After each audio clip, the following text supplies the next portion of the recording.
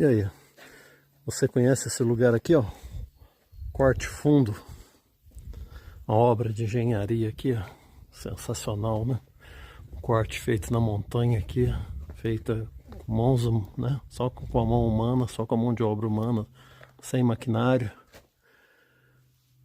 Corte aqui, né? Uns 20 metros de altura na parte mais alta aqui. Tudo feito à mão. A gente vê ainda as marcas aqui das picaretas, né? Das ferramentas, né?